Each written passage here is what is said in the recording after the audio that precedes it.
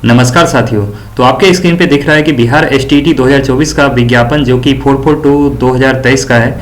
यहाँ पे आपके लिए जो ये फॉर्म आया है इसका लास्ट डेट 2 जनवरी को है भरने को। तो मैं यहाँ पे आपको पूरा जो नोटिफिकेशन का मेन पॉइंट है वो मैं आपको बताऊंगा। ये जो है ये पेपर 1 जो होता है वो 9-10 के लिए होता है। पेपर 2 जो होता है वो 11-12 के लिए होता है। यहाँ पे आपके पास जो मिनिमम अर्हता है उन सब पे मैं यहाँ पर चर्चा करूंगा। सबसे पहले अगर आप बात करें तो यहाँ पे आपको लिखा गया है पात्रता परीक्षा के प्रश्न बहुविकल्पीय होंगे, यानी कि ऑब्जेक्टिव टाइप के होंगे। प्रत्येक प्रश्न 1 अंक का होगा, यानी 1 नंबर का होगा। नेगेटिव मार्किंग नहीं होगी, यानी 150 नंबर का टोटल एग्जाम होता है।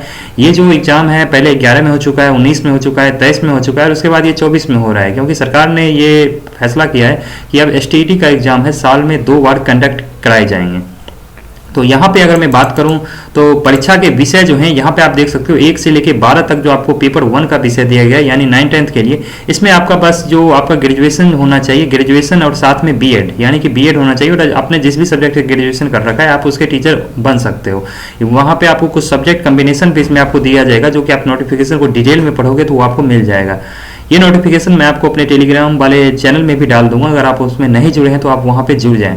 तो यहाँ पे आप देख सकते हो कि यहाँ पे आपके सामने जो पेपर 1 का सब्जेक्ट है हिंदी, उर्दू, बांग्ला, मैथिली, संस्कृत, अरबी, फारसी, भोजपुरी, अंग्रेजी, गणित, विज्ञान, सामाजिक विज्ञान, इन सब का अपना अलग अलग कोड है। यहाँ पे आप देख सकते हो कि यहाँ पे उनकी जो मिनिमम अर्हता है वो अथवा करके दी गई है, यानी कि इनमें से कोई एक होना चाहिए।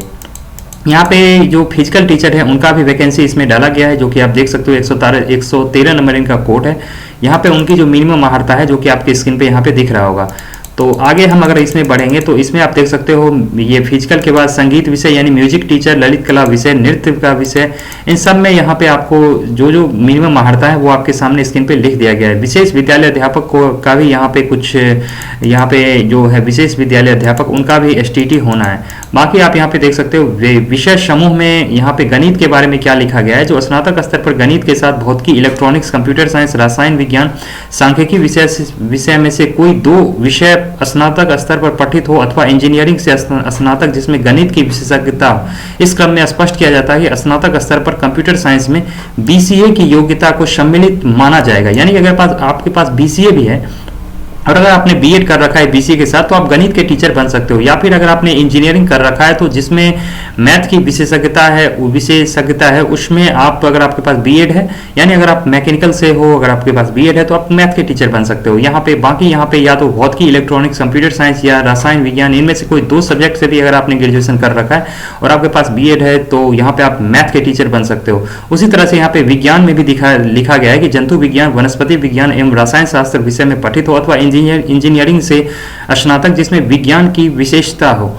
तो यहाँ पे ये सब बातें लिखी गई। सामाजिक विज्ञान में भी लिखा गया है जो आपको यहाँ पे किन्हीं 2 विषय में यहाँ पे आप स्नातक स्तर पर सहायक विषय प्रतिष्ठा विषय के अंतर्गत इतिहास, भूगोल, अर्थशास्त्र या राजनीति शास्त्र में किन्हीं 2 विषय में उत्तीर्ण हो जिसमें अनिवार्य रूप से एक विषय इतिहास या भूगोल अवश्य हो। प्राचीन इतिहास विषय को इतिहास विषय के समकक्ष माना जाएगा।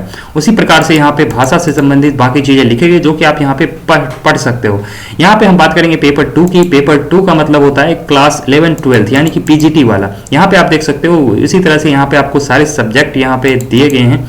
यहाँ पे आपको काफी सारे सब्जेक्ट दिख रहे होंगे, हिंदी से लेके आप देख सकते हो इसमें आपको इतिहास, भूगोल, राजनीतिक शास्त्र, समाजशास्त्र, अर्थशास्त्र सबका यहाँ पे आपको दिया गया है। इसमें आपका क्या है, जो आपके पास ग्रेजुएशन तो होना ही चाहिए, उसके साथ साथ पीजी भी होना चाहिए, यानी पोस्ट ग्रेजुएट डिग्री भी होना चाहिए उस सब्जेक्ट में, और बाकी आपके पास बीएड भी होना चाहिए। तभी आप इनमें से किसी, यानी कि पीजी डिग्री अगर आपके पास है, बीएड है, तभी आप इनमें से किसी सब्जेक्ट के लिए, आप जो भी आपका सब्जेक्ट है उसके लिए एलिजिबल हो सकते हो।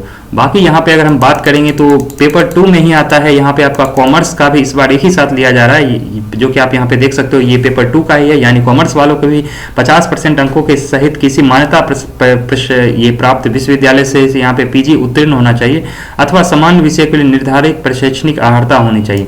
यहाँ पे अब बात आएगी सबसे पॉपुलर सब्जेक्ट जो यहाँ पे, जिसमें ना कि बीएड की जरूरत है, ना ही आपको डीएल ये सब डीएलएड वगैरह बीएड किसी चीज की जरूरत नहीं है, यानी ओनली आपका अगर आपके पास बीटेक है या फिर एमसीए है या फिर अगर आपके पास एमटेक है या आप किसी अदर सब्जेक्ट से भी अगर आपने बीटेक कर रखा है तो उसके बाद अगर आपके पास पीजी का कोई डिग्री कंप्यूटर से है तो आप एलिजिबल हो। यानी कि आपके सामने ये जितना भी सारा जो अलग अलग जो टर्म दिख रहा है ये इन सब से आप कंप्यूटर साइंस में एलिजिबल हो। तो जिन कुछ साथियों का यहाँ पे कंफ्यूजन होता है कि क्या मैंने कंप्यूटर से बीटेक कर रखा है तो क्या मैं कंप्यूटर साइंस के लिए एलिजिबल हूँ। आप बिल्कुल एलिजिबल हैं, लेकिन ये नोटिफिकेशन से पहले आपका रिजल्ट फाइनल ईयर का आ जाना चाहिए। तो यानी कि जो आपका ये जितना भी सब्जेक्ट है, जैसे कि टीआरई 1 में 43 सब्जेक्ट थे, यहाँ भी जितने भी सब्जेक्ट होंगे उनमें से एक ये कंप्यूटर साइंस ही ऐसा है सब्जेक्ट जहाँ पे बीएड की जरूरत नहीं है। तो ये बहुत बड़ी अपॉर्चुनिटी होती है कंप्यूटर साइंस में आने का, ये टीचर बनने का बिहार में। मैं यहाँ पे कंप्यूटर साइंस में ही सेलेक्टेड टीचर हूँ, बीपीएससी टीआरई 1 में मेरा सिलेक्शन हुआ है। तो इस विषय से रिलेटेड मैं आपको अच्छा खासा जानकारी दे सकता हूँ। मैंने इस विषय को पढ़ाया भी है, और अगर आप इस चैनल पर नए हैं तो आप इस चैनल के साथ जरूर जुड़ सकते हैं, जो भी सीएस वाले हैं। यहाँ पे आप देख सकते हो कि नोट कंप्यूटर विज्ञान विषय में अभ्यर्थियों के लिए बीएड की योग्यता अनिवार्य नहीं है, स्पष्ट रूप से लिख दिया गया है। तो इस प्रकार आप देख सकते हो कि जैसा कि मैंने आपको बताया बीटेक, एमटेक या एमसीए अगर आपका कंप्यूटर से है, बाकी यहाँ पे आपका डीओई इस टाइप के जो स्तर पे सी, ये सब आप देख सकते हो कि क्या क्या इसमें मान्यता रखे गए। बाकी जो भी ओनली बीसीए हैं वो लोग इसमें बिल्कुल भी एलिजिबल नहीं है। वो लोग गलतफहमी में नहीं रहे कि वो आपके पास बीसीए है और बिना एमसीए के आप इसमें फॉर्म डाल लोगे, ऐसा बिल्कुल भी नहीं होगा। आप अगर आगे एग्जाम देते भी हो तो आप छांट दिए जाओगे। बाकी आगे यहाँ पे देखें तो कृषि है, संगीत है, ये सब आपको पेपर 2 के सब्जेक्ट है। यहाँ पे विषय समूह को दिया गया है सब्जेक्ट एट पीजी लेवल पे, फिजिक्स के लिए क्या क्या यहाँ पे होना चाहिए, तो इस तरह से यहाँ पे दिया गया है। बाकी यहाँ पे पाठ्यक्रम वही है जो कि यहाँ पे लिखा गया है कि पेपर 1 के लिए तहत आने वाले विषयों के लिए राज्य के विश्वविद्यालयों में लागू स्नातक स्तरीय पाठ्यक्रम, तथा यहाँ पे पेपर 2 के लिए ये उच्च माध्यमिक के तहत आने वाले विषयों के राज्य के विश्वविद्यालयों में लागू स्नातक यानी कि प्रतिष्ठा स्तरीय पाठ्यक्रम। पैटर्न जो है, जो कि मैंने आपको पहले ही कहा, 100 नंबर का आपका सब्जेक्ट का होगा और 50 नंबर का रीजनिंग और दक्षता जो एलिजिबिलिटी टेस्ट है, जो अब वहाँ पे आपका जीएस भी होगा, मैथ भी होगा, रीजनिंग भी होगा। इस बार उन्होंने किया है, पिछली बार क्या था जो 2019 का जो एसटीईटी हुआ था वो बस बिहार वालों के लिए था, बट इस बार यहाँ पे देख सकते हैं कि ये भारत का नागरिक हो, यानी कि पूरे इंडिया का कोई भी ये डाल सकता है।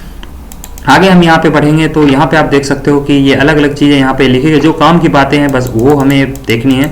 यहाँ पे आप देख सकते हो कि एसटीईटी 2024 में अनुसूचित जाति, जनजाति, अत्यंत पिछड़ा वर्ग के दिव्यांग अभ्यर्थियों को शैक्षणिक एवं प्रशैक्षणिक योग्यता के न्यूनतम आहर्तक अंक में 5% की छूट होगी, यानी कि आपको 5% की छूट उसमें मिलेगी। यहाँ पे आगे हम बढ़ेंगे, उम्र सीमा में छूट की बात की जाए। यहाँ पे ऊपर वाला ये पूरा हो गया। हाँ चलिए आगे बढ़ते हैं।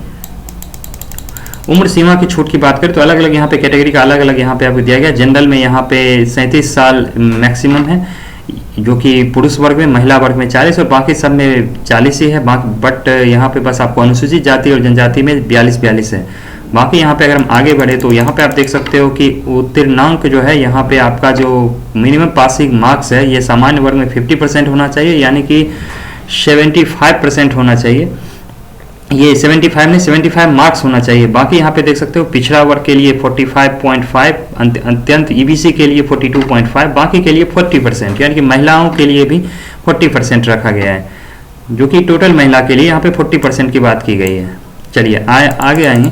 यहाँ पे प्रमाण पत्र की बात करें तो यहाँ पे पेपर 1 और पेपर 2 में उत्तीर्ण सभी अभ्यर्थियों को उत्तीर्णता प्रमाण पत्र निर्गत किया जाएगा, जो कि आपको पिछली बार हुआ है कि सॉफ्ट कॉपी दिया गया है भाई ये तो, लेकिन फिर से आगे हार्ड कॉपी दी जाएगी, तो आपको भी आगे जाके हार्ड कॉपी दी जाएगी। यहाँ पे है उत्तीर्णता प्रमाण पत्र की वैधता लाइफ टाइम होगी, यानी आपको बस एक ही बार स्टेट का एग्जाम देना, आप जैसे ही पास करते हो तो फिर आगे से आपको देने की जरूरत नहीं है। ये एग्जाम देने के बाद आप जो बीपीएससी का जो टीआरई एग्जाम होता है उसमें आप बैठने के लिए एलिजिबल हो जाते हो। यहाँ पे परीक्षा का शुल्क है, अगर आप पेपर 1 बस देते हो तो 960 रुपया लगेगा, सिवाय आप अनुसूचित जाति और जनजाति को, इनको बस 760 लगेगा। अगर आपको पेपर 1 या 2 में बस कोई एक देना है तो 960, अगर आपको दोनों देना है तो 1440 रुपया लगेगा। चलिए, पेपर जो है वो आपको एक से अधिक शिफ्ट में देखने को मिलेगा, तो उसमें नॉर्मलाइजेशन टेक्निक यूज होता है। ये टेक्निक किस तरह का क्या होता है इसमें आपको अंदर जाने की जरूरत नहीं है, बस आप ये सोचो, ये बस समझो कि इसमें नॉर्मलाइजेशन टेक्निक का यूज होगा। 2.5 घंटे का पेपर होगा, यानी कि 150 मिनट का पेपर होगा, और 2.5 घंटा ये 150 आपको क्वेश्चन भी देखने को मिलेगा। यहाँ पे आप देख सकते हो कि परीक्षा शुल्क, यहाँ परीक्षा आवेदन पत्र में परीक्षा शुल्क दिनांक 14/12 यानी 14 दिसंबर से, यानी 3 दिन पहले से शुरू हो चुका है। ये 2 जनवरी तक ही बस स्वीकार किया जाएगा। उसके लिए आपको BSCB-STET2024.com पर जाकर क्लिक करना होगा। यहाँ पे आपको STT 2024 का लिंक खुलेगा जिस पर अभ्यर्थी आवेदन कर सकते हैं। ऑनलाइन आवेदन के पूर्व आवेदित सुनिश्चित हो ले कि उनके पास उनका अपना ईमेल आईडी हो, मोबाइल नंबर मौजूद हो। अभ्यर्थी अपना ईमेल आईडी या मोबाइल नंबर अंतिम परीक्षा फल प्रकाशित होने तक सुरक्षित रखेंगे। यहाँ पे आप देख सकते हो कि आपको फॉर्म कैसे भरना है। पहले आपको रजिस्ट्रेशन करना है, उसके बाद फॉर्म भरना है। उसके बाद आपको अपना रंगीन फोटोग्राफ और हस्ताक्षर डालना है, जिसमें कि आपका फोटोग्राफ 20 से 100 केबी के बीच में होना चाहिए, हस्ताक्षर 10 से 50 केबी के बीच में होना चाहिए। रंगीन फोटोग्राफ जो होना चाहिए वो हाल का ही होना चाहिए और बैकग्राउंड सफ़ेद होना चाहिए अथवा हल्के रंग का होना चाहिए एवं कैमरे के सामने खींचा हुआ होना चाहिए। अभ्यर्थी का चेहरा और आंख स्पष्ट रूप से दिखना चाहिए। फोटो खिंचवाते टाइम आपके सिर पर टोपी या कोई कपड़ा या काला चश्मा स्वीकार नहीं होगा। यहाँ पे आप देख सकते हो पेमेंट जो है वो ऑनलाइन ही होगा। बाकी आप जब प्रमाण पत्रों को अपलोड भी आपको करना होगा, जिसमें आपको मैट्रिक का सर्टिफिकेट और ये सर्टिफिकेट और मार्कशीट और फिर इंटर का सर्टिफिकेट मार्कशीट, स्नातक का आपको यानी कि ग्रेजुएशन का भी सर्टिफिकेट मार्कशीट आपको डालना पड़ेगा। अगर आपने पीजी कर रखा है तो उसका भी आपको डालना ही पड़ेगा। बीएड का भी प्रमाण पत्र आपको डालना पड़ेगा और मार्कशीट डालना पड़ेगा। अन्य कोई शैक्षणिक योग्यता है वो भी डालना पड़ेगा। बाकी यहाँ पे आप देख सकते हो आपको यहाँ पे अनुसूचित जनजाति के उम्मीदवारों के लिए सक्षम प्राधिकार निर्गत जाति प्रमाण पत्र, पिछड़ा और ये अत्यंत पिछड़ा वर्ग के लिए भी यहाँ पे क्रीमी लेयर वाला आपको जो सर्टिफिकेट है वो डालना पड़ेगा, यानी कि क्रीमी लेयर वाला आपको डालना पड़ेगा, नॉन क्रीमी लेयर वाला। बाकी यहाँ पे आप देख सकते हैं कि यहाँ पे आरक्षण का दावा करने वाली विवाहित महिलाओं की जाति अद्यतन क्रीमी लेयर रहित प्रमाण पत्र उनके पिता के नाम या पिता से निर्गत होना चाहिए, ना कि उनके पति के नाम से। यानी कि अगर आपकी शादी हो चुकी है, अगर आप महिला हैं, तो आपका जो कास्ट सर्टिफिकेट बनेगा वो आपका पिता के नाम वाले यानी आपके पिता का जहाँ घर है वहाँ वाले एड्रेस से ही बनेगा। बाकी यहाँ पे अगर मैं आपको दिखा दूँ तो ये सारी बातें मुझे लगता है कि मैंने यहाँ पे कर ली है। यहाँ पे आप देख सकते हो कि आपको यहाँ पे कोई भी त्रुटि नहीं होनी चाहिए। यूजर आईडी और पासवर्ड के माध्यम से ऑनलाइन परीक्षा आवेदन त्रुटि में विवरण को ऑनलाइन परीक्षा आवेदन भरने की अंतिम तिथि तक समिति पर जाकर निश्चित रूप से सुधार कर लें। मूल प्रवेश पत्र निर्गत होने के उपरांत किसी भी विवरण में किसी प्रकार का संशोधन अनुमान नहीं होगा। ऑनलाइन के अलावा किसी भी अन्य माध्यम से आवेदन पत्र स्वीकार नहीं किया जाएगा। इसलिए यहाँ पे आपको बहुत ही ध्यान से ये सब चीज़ें करना है। एक से अधिक अगर आवेदन पत्र अगर आप भरते हैं तो इसे रद्द कर दिया जाएगा। तो यहाँ पे वही सारी बात, घोषणा पत्र और आवेदन पत्र पर हस्ताक्षर के लिए अंग्रेजी के बड़े बड़े कैपिटल का प्रयोग वर्जित है। यानी कि आपको जो हस्ताक्षर होगा उसमें आपको कैपिटल लेटर में नहीं करना है, जो आपका होना चाहिए जिस फॉर्मेट में सिग्नेचर होता है वैसे ही कीजिए। बाकी यहाँ पे आप देख सकते हो कि और जो यहाँ पे मोटा मोटी जो भी बातें लिखी गई वो सब मुझे लगता है मैंने आपको बता दी हैं। इसमें कोई ऐसी और बातें नहीं रह गई है जो आपको अलग से बताया जाए। तो यहाँ पे अब आपको यही करना है कि 2 जनवरी तक बिहार STT 2024 का फॉर्म भरा जाएगा। जो भी लोग इसके लिए, जिन लोगों ने भी बीएड कर रखा है तो उनके लिए ये एक बेस्ट अपॉर्चुनिटी हो सकती है। और अगर आपने बीएड के साथ साथ पीजी अपना ग्रेजुएशन पीजी भी कर रखा है तो आप पेपर 2 के लिए एलिजिबल हो जा रहे हो। और अगर आपके पास अगर बीएड है, कंप्यूटर साइंस से हैं या फिर एमटेक हैं कंप्यूटर साइंस से या फिर एमसीए हैं, तो आप जरूर से जरूर पेपर 2 कंप्यूटर साइंस के लिए डालें, जहां पे आपको बहुत ही अच्छी जो एक ये पोस्ट है जो कि बिहार की वो आपको मिल जाएगी। ठीक ठाक इसकी सैलरी है। आप पेपर 2 में होते हो तो आपका बेसिक 32,000 का होगा। अगर आप पेपर 1 के लिए अगर में आपका सिलेक्शन होता है बीपीएससी के थ्रू तो आपका बेसिक 31,000 का होगा।